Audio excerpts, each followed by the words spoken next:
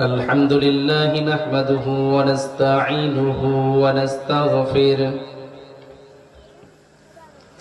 ونعوذ بالله من شرور أنفسنا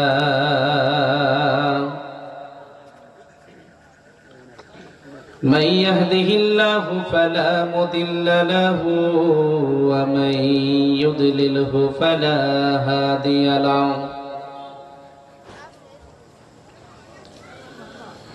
ونشهد أن لا إله إلا الله وحده لا شريك له الذي أرسل رسوله بالهدى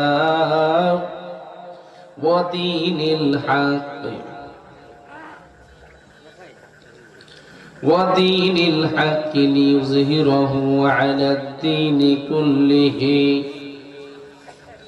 وكفى بالله شهيدا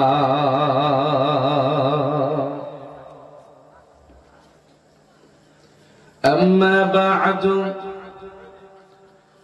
فقد قال الله تبارك وتعالى في كلامه المجيد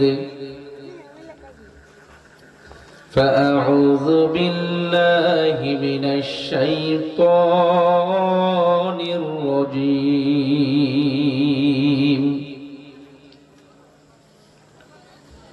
بسم الله الرحمن الرحيم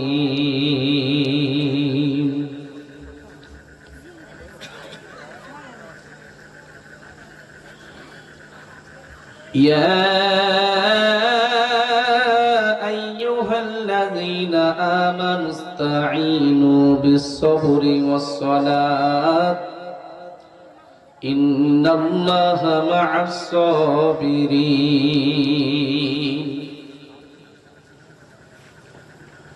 وقال رسول الله صلى الله عليه وسلم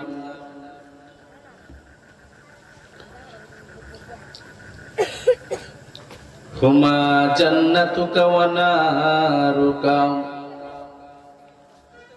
وقال عليه الصلاة والسلام الجنة تحت أقدام الأمهات أو كما قال عليه الصلاة والسلام وقال رسول الله صلى الله عليه وسلم إني بعثت لأتمم مكارم الأخلاق أو كما قال عليه الصلاة والسلام شكل دروس شريف اللهم صل على سيدنا ونبينا وشفينا وحبيبنا ومولانا محمد صلى الله عليه وعلى آله وأصحابه وبارك وسلم شكر الزبان كلك مولا باقر ذكر كري لا إله إلا الله زور لا إله إلا الله زور لا إله إلا الله لا إله إلا الله لا إله إلا الله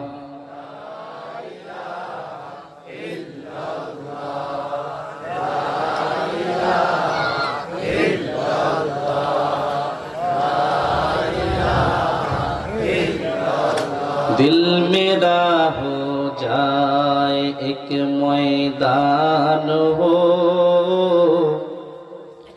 दिल मेरा हो जाए एक मैदान हो, तू ही तू है, तू ही तू है, तू ही तू। और मेरे तन में बजाए आबगिल, और मेरे तन में बजाए आबगिल। दर्द दिल हो, दर्द दिल हो, दर्द दिल। ला इलाहा इल्लल्लाह, ला इलाहा इल्लल्लाह, ला इलाहा इल्लल्लाह, ला इलाहा इल्लल्लाह, ला इलाहा इल्लल्लाह मुहम्मदुर রাসূলুল্লাহ সাল্লাল্লাহু আলাইহি ওয়াসাল্লাম। আলহামদুলিল্লাহ, দক্ষিণ মুসলিম নগর যুব সমাজের উদ্যোগে ও বাইতুস সালাম জামে মসজিদের উদ্যোগে ১৬তম বার্ষিক ওয়াজ ও দোয়ার মাহফিলের সম্মানিত সভাপতি জনাব মোহাম্মদ মুজিবুর চৌকদার সাহেব, মেম্বার ৮ নং ওয়ার্ড বিলাসপুর ইউনিয়ন ও সভাপতি অত্র মসজিদ। আজকের মাহফিলের সম্মানিত প্রধান মেহমান, সারা বাংলার আলোড়ন সৃষ্টিকারী ওয়াইজ, অত্যন্ত বুজুর্গ মানুষ, আল্লাহওয়ালা মানুষ, যিনি মানুষকে দরদ নিয়ে দ্বীনের কথা শোনান, বিশিষ্ট আলেমে দ্বীন হযরতুল আল্লাহ মুফতি আব্দুল মান্নান উসমানী সাহেব দামাত বারাকাতুহুম হুজুর আমাদের মাঝে ইতিমধ্যে উপস্থিত হয়েছেন। সকলে বলি আলহামদুলিল্লাহ। আজকের মাহফিলের বিশেষ মেহমান, যিনি হুজুরের পরে বয়ান করবেন, সারা বাংলার আলোড়ন সৃষ্টিকারী বক্তা, যার বয়ানে মানুষ দিলের খোরাক পায় এবং ইসলামের জন্য, ইসলামের প্রতি যাদের দিলটা, মানুষের দিলটা ধাবিত হয়, মানুষকে ইশক ও মুহাব্বতের কথা শোনান এবং কান্না মাখা বয়ান করেন এবং অত্যন্ত তেজস্বী কণ্ঠে ইসলামের দাওয়াত দেন বিশিষ্ট আলেম দ্বীন হযরতুল আল্লাহ হযরত মাওলানা মুফতি মনিরুল ইসলাম শরীয়তপুরী সাহেব দামাত বারাকাতুহুম, তিনিও আমাদের মাঝে উপস্থিত হয়েছেন। সকলে বলি আলহামদুলিল্লাহ। আমার পূর্বে বয়ান করছেন ঢাকা চুনকুটিয়া কেন্দ্রীয় জামে মসজিদের সম্মানিত খতিব হযরতুল আল্লাহ হযরত মাওলানা মুফতি রাহাত হোসেন হাবিবি সাহেব দামাত বারাকাতুহুম, মুআজ্জাজ মুকাররম হযরত উলামায়ে কেরাম আমার সামনে উপবিষ্ট আছেন। দূর দূরান্ত থেকে আগত আল্লাহ পাকের আশিকিন, জাকিরিন, শাকিরিন, মুরব্বিয়ানে আযম, কলিজার টুকরা আমার যুবক ভাইয়েরা, স্নেহের ছোট ভাইয়েরা, পর্দার আড়ালে অবস্থানরত রয়েছেন আমার শ্রদ্ধেয়া সম্মানিতা মা ও বোনেরা, সকলকে আন্তরিক মোবারকবাদ জানিয়ে ওই মহান রব্বুল আলামিনের দরবারে শুকরিয়া জ্ঞাপন করছি, যে মহান রব্বুল আলামিন আপনাকে আমাকে দয়া করে, মায়া করে, ভালোবেসে এ দুনিয়ার বিভিন্ন ফিতনা ফাসাদ থেকে বিরত রেখে দ্বীনের এই মজলিসে, উলামায়ে কেরামদের মজলিসে, আল্লাহওয়ালাদের মজলিসে, আশিকিন, জাকিরিন, শাকিরিনদের মজলিসে, জান্নাতের বাগানে আমাদেরকে আসবার বসবার তৌফিক দিয়েছেন। সকলেই শুকরিয়া তান বলি আলহামদুলিল্লাহ। এই ময়দানটা সাধারণ একটা ময়দান, এটার আলাদা কোনো বিশেষত্ব নাই, কিন্তু আল্লাহ রাসূল বলেন আজকের জন্য লা ইয়াকুদু কওমু ইয়াযকুরুনাল্লাহ ইল্লা হাফাতহুমুল মালাইকা ওয়া গাশিয়াতুহুমুর রাহমা ওয়া নাযালাত আলাইহিমুস সাকিনা ওয়া যাকারাহুমুল্লাহু ফীমান ইনদা। আল্লাহ রাসূল বলেন যেখানে দ্বীনের আলোচনা হয়, কোরআন ও হাদিসের আলোচনা হয়, আল্লাহ পাকের স্মরণ হয়, ওই জায়গাটা সাধারণ কোনো জায়গা থাকে না, ওটা জান্নাতের বাগান হয়ে যায়। আপনারা এখানে বসছেন, এই মজলিসের চতুর্দিক দিয়ে আল্লাহর রহমতের ফেরেশতারা বেষ্টনী করে আছেন, কেউ জায়গা পায় না, একজনে আরেকজনের কাঁধের উপর দাঁড়ায়, দাঁড়াইতে দাঁড়াইতে আল্লাহর আরশ পর্যন্ত পৌঁছায় যায়। আল্লাহ বলেন ফেরেশতারা তোমরা কোথায় থেকে আসছো? ফেরেশতারা বলেন আল্লাহ দক্ষিণ দেবীনগর মুসলিম নগর বাইতুস সালাত জামে মসজিদ প্রাঙ্গণে তোমার কিছু পাগলেরা দ্বীনের কথা বলতেছে, শুনতেছে, তাদেরকে বেষ্টনী করতে করতে আরশ পর্যন্ত এসে পড়েছে। আল্লাহ বলেন তাদের কাজ কাম নাই, কোনো আছে, বাড়ি ঘর নাই, আছে, ঘুম নাই, আছে, ঠান্ডা লাগে না, লাগে, ব্যস্ততা নাই, আছে, তাহলে কেন ওখানে বসে আছে? কি চাই তারা? আল্লাহ আমরা যতটুকু জানি তোমার ওই বান্দারা তোমাকে চায়। কি বলেন, আল্লাহকে চান না? হ্যাঁ, আল্লাহকে যদি কেউ পাওয়া যায় আর কিছু লাগে? কথা বলেন না কেন? আর কিছু লাগে? বাদশাহ যদি কোনো হাদিয়া দিতে চায়, বাদশাহ যদি বলে যে তুমি কি হাদিয়া নিবা নাকি আমাকে নিবা, তো যে বুদ্ধিমান সে বলবে আমি আপনাকে নিব, কারণ আপনি যদি আমার হন সবই তো আমার। जो तो मेरा तो सब मेरा, फलक मेरा जमी मेरी, अगर एक तो नहीं मेरा तो कोई शाई नहीं मेरी। আল্লাহর এক ওলি শাহ হাকিম মুহাম্মদ আখতার রহমতুল্লাহি আলাইহি বলেন, তুমি যখন আমার হয়ে যাবে তখন আসমান জমিন সব আমার হয়ে যাবে, আর তুমি যদি আমার না হও তাহলে তো কিছুই আমার না। ঠিক কিনা জোরে বলেন? আমাকে চায়, আমাকে কোনোদিন দেখছেনি তারা? কয় না, দেখে নাই। আর কি চায়? কয় তোমার জান্নাত চায়। জান্নাত দেখছে না। আর কি চায়? জাহান্নাম থেকে মুক্তি চায়। জাহান্নাম দেখছে না। তাহলে আমাকেও দেখলো না, আমার জান্নাতও দেখলো না, জাহান্নামও দেখলো না, এগুলোর জন্য এত আশিক হলো কেন?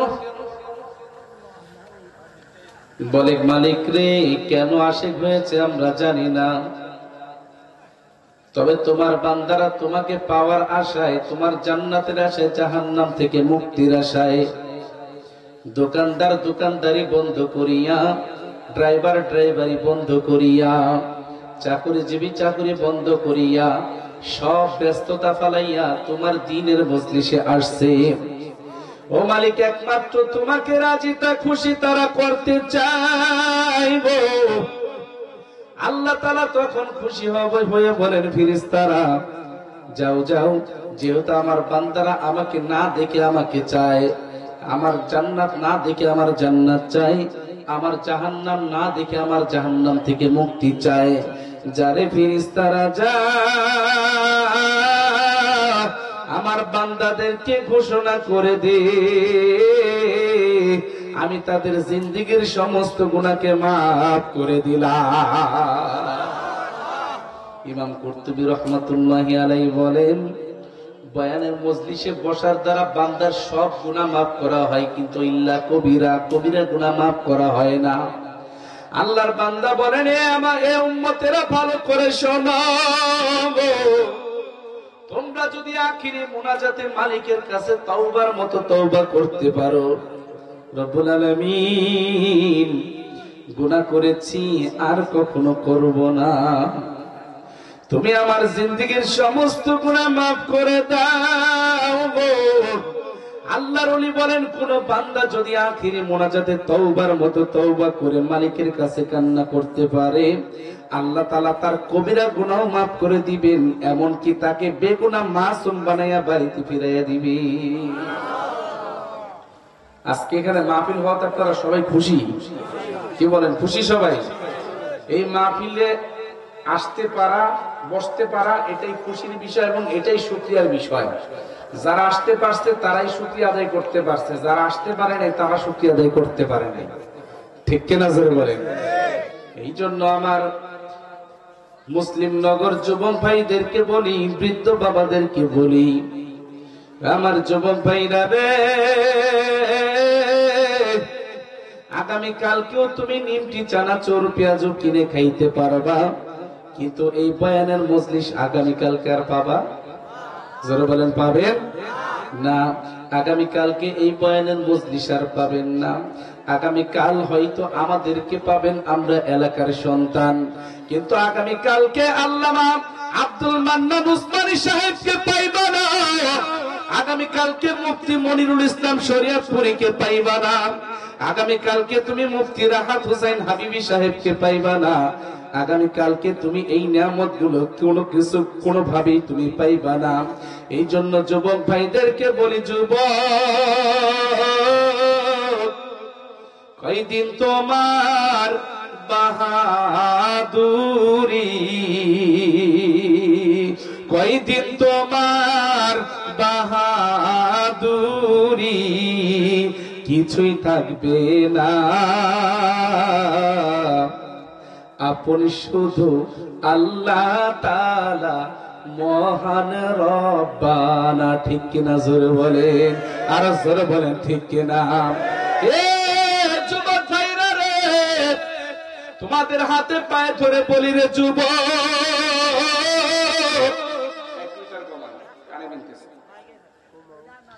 আমার যুবক ভাইরা, তোমাদের হাতে পায়ে ধরে বলি রে যুবক ভাই, আর বিলম্ব করিও না, দৌড় দিয়ে ময়দানে চলে আসো। আল্লাহর ওলি দুই চোখের পানি ফেলে ফেলে মানুষদেরকে নসিহত করেন। কোন কথাটা যে তোমার দিলের ভিতরে লেগে যাবে রে যুবক, তুমি বলো হুজুর আমি নামাজ পড়তে চাই কিন্তু নামাজ পড়তে পারি না, শয়তানের ধোকায় নামাজ পড়া হয় না। বলো হুজুর আমি দাড়ি রাখতে চাই কিন্তু শয়তানের ধোকায় পড়ে আর দাড়িটাও রাখা হয় না। তুমি বলো হুজুর আমি ইবাদত করতে চাই কিন্তু শয়তানের ধোকায় পড়ে আমার ইবাদত করা হয় না। এ আমার যুবক ভাই, আল্লাহর ওলির বয়ান শুনে হয়তো তোমার একটা কথা দিলের ভিতরে লেগে যেতে পারে, হয়তো এই একটা কথার উসিলায় তোমার জীবনের মোড় ঘুরে যেতে যাইতে পারে। ঠিক কিনা জোরে বলেন, আরো জোরে বলেন ঠিক কিনা। আল্লাহ আমাদের সকলকে কবুল করুন, আমিন বলেন।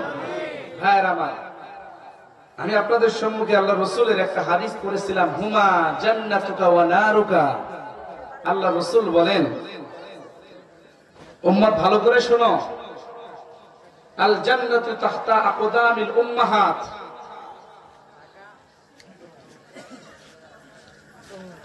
জান্নাত পিতামাতার পদতলে। হুমা জান্নাতুকা ওয়া নারুকা, তোমার মা বাবা তোমার জান্নাত, তোমার মা বাবা তোমার জাহান্নাম। মিফতাহুল জান্নাতিস সালাহ, নামাজ হলো জান্নাতের চাবি। নামাজ কিসের চাবি? জান্নাতের চাবি। কিন্তু আল জান্নাতু তাহতা আকদামিল উম্মাহাত, নামাজ জান্নাতের চাবি কিন্তু জান্নাত আল জান্নাতু তাহতা আকদামিল উম্মাহাত, মায়ের পদতলে হলো তোমার জান্নাত। সুবহানাল্লাহ জোরে করেন। পিতা মাতার পদতলে কি? জান্নাত। আর জান্নাত হইল, নামাজ হলো জান্নাতের চাবি। এখন নামাজ পড়লাম কিন্তু জান্নাত পাইলাম না, চাবি দিয়ে কি করবেন আপনি? বুঝেন নাই কথা। কইলাম যে দোস্ত নে তোরে R15 এর চাবি দিলাম, কিন্তু R15 দিলাম না, তো এই চাবি দিয়ে কি করবো বেটা? তো চাবি তো তখনই কাজে লাগবে যখন জান্নাত পাবো। ঠিক কিনা জোরে বলেন। আল্লাহ রাসূল বললেন, হুমা জান্নাতুকা ওয়া নারুকা, তোমার মা বাবা তোমার জান্নাত, তোমার মা বাবা তোমার জাহান্নাম। রিদার রাব্বি ফি রিদাল ওয়ালিদাইন ওয়া সাকাতুর রাব্বি ফি সাকাতিল ওয়ালিদাইন, তোমার মা বাবার সন্তুষ্টি আল্লাহর সন্তুষ্টি, তোমার মা বাবার অসন্তুষ্টি আল্লাহর অসন্তুষ্টি। অর্থাৎ মা বাবা যদি তোমার উপর খুশি থাকে তুমি জান্নাত পাবে, মা বাবা যদি তোমার উপর অসন্তুষ্ট থাকে তুমি জাহান্নাম পাবে। আল্লাহ রাসূল মসজিদের মেম্বারের উপরে পা দিতেছেন, বলেন আমিন। দ্বিতীয়বার পা দেন, বলেন আমিন। তৃতীয়বার পা দেন, বলেন আমিন। সাহাবায়ে কেরাম জিজ্ঞেস করলেন, ইয়া রাসূলুল্লাহ তিনবার আমিন আমিন বললেন, কারণটা কি? আল্লাহ রাসূল বললেন, তিনবার করে জিবরাইল আমিন বদদুয়া করলেন, তখন আমি আমিন আমিন বললাম, হুজুর ওই লোকটা ধ্বংস হয়ে যাক যে আপনার নাম শোনার পরে দুরূদ পড়ে না, ওই লোকটা ধ্বংস হয়ে যাক যার উপর তার মা বাবা অসন্তুষ্ট, ওই লোকটা ধ্বংস হয়ে যাক যে রমজান মাস পাইলো নিজের গুনাহ মাফ করাইতে পারলো না। তো এর মধ্যে একটা হইল, ওই লোকটা ধ্বংস হয়ে যাক যার মা বাবা তার উপর অসন্তুষ্ট। আহা, জিবরাইল আমিন দোয়া করছেন, নবী যে আমিন বলছেন, এই দোয়া কবুল হওয়ার মধ্যে কোন সন্দেহ আছে? কথা বলেন না কেন? আছে, কোন সন্দেহ নাই। সুতরাং যুবক, বহু যুবক এমন আছে নামাজ পড়ে দিনের রাস্তায় চলে কিন্তু মা বাবার সাথে অসৎ আচরণ করে, আছে না নেই? হ্যাঁ, মনে করছে নামাজ পড়ে মনে হয় একেবারে জান্নাতে চলে যাবে। হ্যাঁ, তাবলীগ করে, পীরের কাছে মুরিদ হয়েছে, কিন্তু মা বাবার সাথে বেয়াদবি করে, আছে না নাই? খবরদার! আপনার তাবলীগ, আপনার পীর মুরিদি, আপনার জিকির, আপনার সালাত সব কিছু ডিপেন্ড করে আপনার মা বাবার সন্তুষ্টির উপর। ঠিক কিনা জোরে বলে? হযরত আবু হুরায়রা রাদিয়াল্লাহু তাআলা আনহু, উনি যখন নবীজির কাছে মুসলমান হইলেন, ছোট্ট মানুষ, নবীজির কাছে এসে বলতেছেন, হুজুর আপনার খুব ভাল লাগে। নবীজি জিজ্ঞেস করলেন, তোমার নাম কি? বলে, আমার নাম হইল আব্দুল উজ্জা। নবী বললেন, বাবা আব্দুল উজ্জা এই নামটা ভালো না। আব্দুল উজ্জা মানে হলো উজ্জার গোলাম। তুমি কি উজ্জার গোলাম না আল্লাহর গোলাম? হুজুর আমি আল্লাহর গোলাম। তাহলে তোমার নাম আজকে থেকে আব্দুর রহমান, তুমি রহমানের গোলাম। আল্লাহু আকবার জোরে বলেন। নাম পরিবর্তন কইরা মুসলমান হয়ে বাড়িতে গেছে, না কই এই আব্দুল উজ্জা তোর নাকি নাম পরিবর্তন করছো? কথা কই না, ইচ্ছা মতো মাইর দিছে, পিটাইতে পিটাইতে অবস্থা খারাপ, কানতে কানতে নবীজির কাছে আসতে এসে বলেন, হুজুর আমার মায়া আমারে মারছে। মা কি মুসলমান ছিল নাকি? কথা বলে না, মুসলমান ছিল না, মুসলমান ছিল না। নবীজি বললেন, দেখো আব্দুর রহমান, তোমার মা তোমাকে মারছে, এখানে আমার করার কিছু নাই, তবে দোয়া করো। আরেকদিন আসছে, হুজুর আমার মা আমাকে আজকেও মারছে, তোমাকে না বললাম যে তোমার মায়ের নামে আমার কাছে কোনো বিচার দিও না? হুজুর আজকে বিচার দিতে আসি নাই, আমার মার জন্য একটু দোয়া করতে পারবে? বলে, আব্দুর রহমান রে, ঠিক আছে আমি মাওলার কাছে দোয়া করতেছি। আবু হুরায়রা বলেন, যখন নাকি নবী আমার আল্লাহর কাছে দোয়ার জন্য দুইটা হাত মালিকের কাছে উঠাইছে গো, আমি একটা দৌড় মারছি, আমার নবীর দোয়া আগে আমার বাড়ি পৌঁছে নাকি আমি আগে পৌঁছতে পারি? আল্লাহু আকবার জোরে বলেন। বাজান বাড়িতে যাওয়ার সাথে সাথে আব্দুর রহমানের মা বলতেছে, আব্দুর রহমান বাবা তুমি দাঁড়াও, আমি গোসল করে ফ্রেশ হয়ে আসতেছি। বলে, মা কেন তুমি ফ্রেশ হইতেছো? বলে, আব্দুর রহমান রে, চলো চলো তোমার নবীর কাছে নিয়ে আমাকে কালিমা পড়ায় মুসলমান বানায় দাও। এ যুবক রে, মা বেদিন ছিল, তারপরেও মায়ের বিরুদ্ধে অভিযোগ করাটা এটা নবী আমার পছন্দ করেন নাই। অনেকে বলে, হুজুর আমার মা বুঝে না, আমার মা বলদ, আমার মা মূর্খ মানুষ, বুঝে না, এই জন্য তার সাথে খারাপ আচরণ করি। খবরদার খবরদার রে যুবক ভাই, মা যদি পাগল হয় তারপর তার সাথে খারাপ আচরণ করা যাবে না। মা যদি বেদিন হয় তারপরও তার সাথে খারাপ আচরণ করা যাবে না। হ্যাঁ, ইসলামের বিরুদ্ধে কোনো কথা বললে আদবের সহিত তুমি তাকে প্রতিবাদ করবে, কিন্তু কষ্ট দেওয়া যাবে না। ঠিক কিনা জোরে বলে? আব্দুর রহমান, এনার নাম আবু হুরায়রা কেমনে হইল? বলে, মাও মুসলমান হয়ে গেল, আব্দুর রহমানও মুসলমান হয়ে গেল। কিছুদিন পরে এই আব্দুর রহমান একটা বিড়াল ছানা পারে। বিড়াল ছানা চিনেন না? বিড়ালের বাচ্চা খুব আদর করে অনেকে, কিন্তু বিড়ালের বাচ্চা অনেক শখ করে পালে। ঠিক কিনা বলে? আব্দুর রহমান বিড়াল ছানা পালে, অনেক আদর করে, যেখানে যায় সেখানে নিয়ে যায়। একদিন মসজিদে নিয়ে গেছে। এখন যদি চাইরা দেয় তাহলে ওই কাটার ওদিক দিয়ে দৌড়দৌড়ি করবে। এই জন্য এই করছে কি, বগলের নিচে এবার চাপ দিয়ে ধরে রাখা নামাজে দাঁড়াইছে। যখন নাকি রুকুতে গেছে, সিজদায় যাইতে গেছে, আস্তে হাতটা সইরা যাওয়ার পরে বিড়াল ছানা নিচে পইরা কেক করে উঠছে। আর ম্যামু ম্যামু করতে করতে একবার ওইদিকে যায়, একবার এইদিকে যায়, একবার ওইদিকে যায়, একবার এইদিকে যায়। ফজরের নামাজে সালাম ফিরালেন নবীজি। এই বিড়ালের বাচ্চা আনছে কেনারে অনেক টাইট করে, হুজুর আব্দুর রহমান আছে, দেন দুইটা পর ধরে দেন। কত বড় সাহস, মসজিদের মধ্যে বিড়ালের বাচ্চা নিয়েছি, পর দেয়া পারে নিশ্চয় মতো দেন কয়টা? নবীজি বললেন, আনতা আবু হুরায়রা? এই আব্দুর রহমান, তুমি কি বিড়াল বাবা নাকি? আল্লাহু আকবার জোরে বলেন। তুমি কি বিড়াল ছানার বাবা? তুমি বিড়াল বাচ্চা আছো কেন? একটু পরে জিবরাইল আমিন আসতে এসে বলেন, হুজুর আপনি যে বলছেন আনতা আবু হুরাইরা, এই নামটা আল্লাহর কাছে পছন্দ হয়ে গেছে। আরে এখন ওয়াজ মনে বুঝে নেই, আমি আবার বলতেছি। জিবরাইল আমিন একটু পরে এসে বলতেছেন, হুজুর আপনি যে আব্দুর রহমানকে বলছেন আনতা আবু হুরাইরা, তুমি কি বিড়াল ছানার বাপ? বলে এই নামটা আল্লাহর কাছে পছন্দনীয় হয়ে গেছে। এ আব্দুর রহমান, তোর নাম নাকি আল্লাহ কবুল করে ফেলাইছে, যা আজকে থেকে তোর নাম আবু হুরাইরা। সাহাবীরা এত কোন বিচার দিতেছিল, আজকে মনের খবর আছে রে। এখন যখন বলছে এই নাম আল্লাহ পছন্দ করে ফেলাইছে, এখন জারজার করে সাহাবায়ে কেরাম কান্না করতেছে, না হারে যদি এই আব্দুর রহমানের জায়গায় আমি হইতাম, আমার নামটা যদি আল্লাহ রসুল বিড়াল ছানার বাবা বলতো, আবু হুরায়রা বলতো, আমার জীবনটা ধন্য হয়ে যেত। আল্লাহু আকবার জোরে বলেন। আমার যুবক ভাইয়েরা, মায়ের বিরুদ্ধে অভিযোগ দিয়ে তারপরে নবীজির কাছে কোনো ঠাঁই নাই, নবীজির কাছে কোনো প্রশ্রয় নাই। আমার যুবক ভাই, জয়পাড়া থানায় গিয়া দেখেন বহু সন্তান মা বাবার বিরুদ্ধে মামলা করে রাখছে, আছে না নাই? আরো জোরে বলেন, আছে না নাই? আমার যুবক ভাইরা রে, আজকে দুনিয়ার একটু স্বার্থের কারণে তোমার মাকে তুমি চিনো না রে। আজকে দুনিয়ার একটু স্বার্থের ব্যাঘাত ঘটলে তোমার বাবাকে তুমি চেনো না। বাবার সাথে তুমি খারাপ আচরণ করতে তুমি দ্বিধাবোধ করো না। তুমি যখন কিছু টাকার পয়সার মালিক হয়ে গেছো, এখন তুমি মা বাবাকে ভিন্ন করে দাও, আছে না নাই? আরো জোরে বলেন, আছে না নাই? বিদেশ যাওয়ার আগে তোমার মা, তোমার বাবা, তোমার সব ছিল না যুবক, কিন্তু বিদেশ যাওয়ার পরে তোমার কিছু টাকা পয়সা হয়েছে, এখন মা বাবাকে আর ভাল লাগে না, মা বাবাকে তুমি ভিন্ন করে দাও, আছে না নাই? আরো জোরে বলেন, আছে না নাই? কেন ভিন্ন করে? কেন বলে, কিছু কিছু আমাদের বোনরা আছে, সবাই না, বুঝলেন ভালো করে, সবাই না, কিছু কিছু আমাদের বোনরা আছে সারা রাত এই বেচারার কানের পাশে এসে প্রাইভেট পড়াইতে থাকে। কথা বুঝেন না?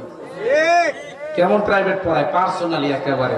তুমি যে এত টাকা পয়সা দেও, তোমার কি ভবিষ্যৎ নাই? তোমার একটা পোলা বড় হইতেছে, তোমার মায়া বড় হইতেছে, ওরা বিয়ে শাদী দূর লাগবো না? তোমার একলা ঠেকা নিয়ে এত হেগুক টাকা দেওয়া, তোমার আর ভাই বেড়াতাম নাই? কি না জোরে বলেন, আরো জোরে বলেন, বলে কি বলে না? এইভাবে সারা রাত খালি প্রাইভেট পড়ায়, প্রাইভেট প্রাইভেট।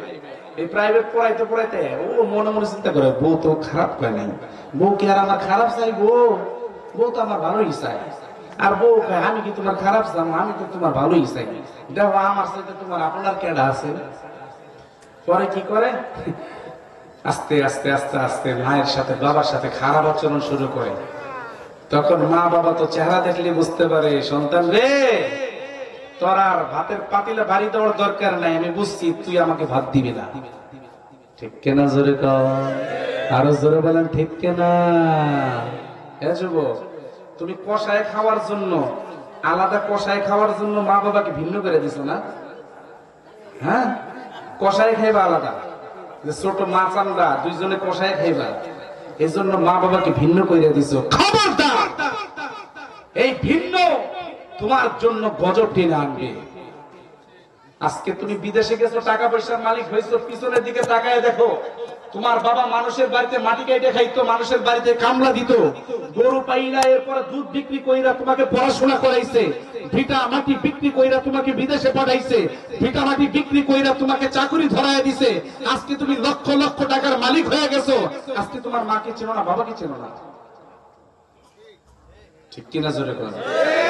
এখন মাকে ভাল লাগে না, বাবাকে ভাল লাগে না। আহা যুবক ভাই, ইতিহাসের পাতা উল্টায় দেখেন, যারা যারা মা বাবার সাথে এই ধরনের আচরণ করছে, অন্য দিক দিয়ে এমন টান আল্লাহ দিছে, একেবারে ডাবায় দিছে। ঠিক কিনা? জোরে কর।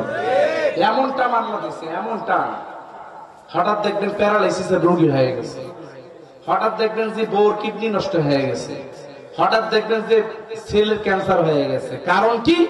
ওই যে মা বাবার চোখের পানি। ঠিক কিনা? জোরে বলে। সুতরাং মা বাবার সাথে খারাপ আচরণ করতে যায় না। তাদেরকে যখন টাকা পয়সা দিতে যান, তখন এত হিসাব করেন না। আপনি এত টাকা, এত পয়সা, এত দিকে খরচ করেন, মা বাবাকে যখন 500, 1000, 2000, 5000 টাকা দিতে যান, তখন আপনি হিসাব শুরু করে দেন। কারণটা কি? কারণটা কি?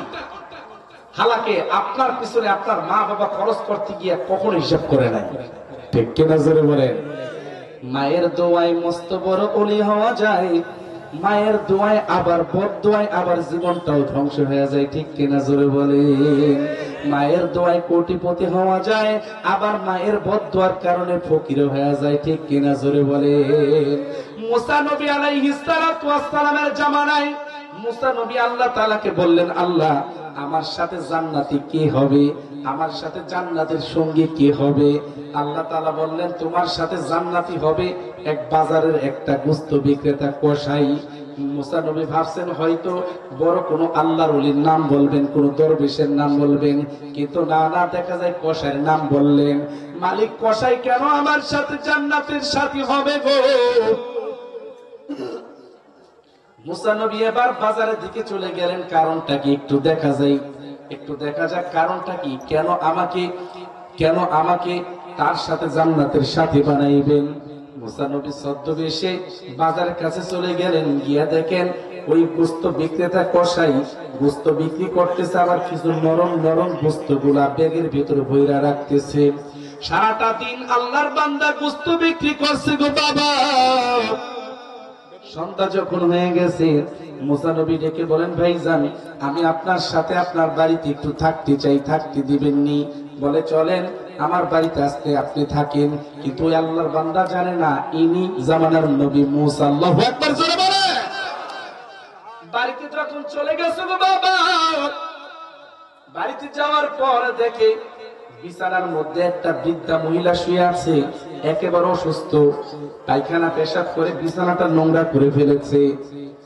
জিজ্ঞেস করলে এই মহিলাটা আপনার কি হয়? বলে, আমার মা। গিয়া দেখা যায় মহিলাটাকে আস্তে করে উঠাইয়া সুন্দর করে নিজের হাতে ডইলা ডইলা গোসল করাইছে, পায়খানা গুলো বিছানা গুলো নিজের হাতে পরিষ্কার করছে, পরিষ্কার করিয়া বাজান গোসল করাইয়া নিজের হাতে মাথায় তেল দিয়া মাথাটা হাসড়াইয়া দিতেছে।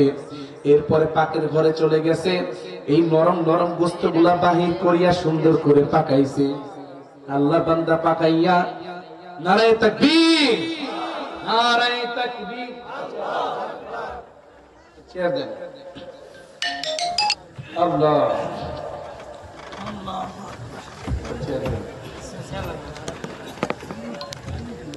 হুজুর চলে আসছেন। আসলে আমি এমনি সংক্ষিপ্ত বলি, আল্লাহর বান্দা এবার যখন গোশতগুলা পাকাইছেন, পাকানোর পরে এবার নিজের হাতে লুকমা বানাইয়া মাকে খাওয়াইতেছে। আর মা আল্লাহর কাছে দোয়া করতেছেন, আল্লাহ আমার সন্তান আমার জন্য এত কষ্ট করলো, আমার সন্তানটাকে তুমি এই জামানার পয়গম্বর মুসার সাথে জান্নাতে রাখবা। একটু জোরে বলেন না সুবহানাল্লাহ। এবার মুসা নবী বলেন, আমি বুঝতে পেরেছি এই জন্যই এই বান্দাকে আমার সাথে জান্নাতের সাথী বানাইছেন। আমার জীবন পাই না রে, তুমি যদি মায়ের দোয়া নিতে পারো রে যুবক ভাই, তোমার জীবনটা আমার আল্লাহ ধন্য করে দিবেন গো। আর যদি তোমার মায়ের বদদোয়া তোমার অ্যাকাউন্টে থাকে, তাহলে তোমার জীবনটা ধ্বংস হয়ে যাবে, ঠিক কিনা জোরে বলেন?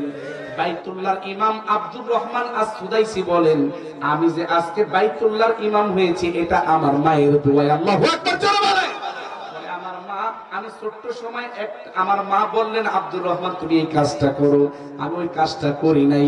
না করার কারণে তখন আমার মা রাগ হয়ে বলছিলেন, আব্দুর রহমান আল্লাহ যেন তোকে বাইতুল্লাহর ইমাম বানায়। সুবহানাল্লাহ জোরে বলে। ওই যে বদদুয়া না দিয়া নেক দোয়া দিছে রাগ হইয়া, ওই দুয়ার বদলতে আজকে আল্লাহ আমাকে এত বানায় দিছে। আল্লাহ আমাদের সকলকে মা বাবার খেদমত করার তৌফিক দান করেন, মা বাবার দোয়া নেওয়ার তৌফিক দান করেন, আমিন। ওয়া আখির দাওয়ানা আলহামদুলিল্লাহি রাব্বিল আলামিন। আসসালামু আলাইকুম ওয়া রাহমাতুল্লাহি ওয়া বারাকাতুহু।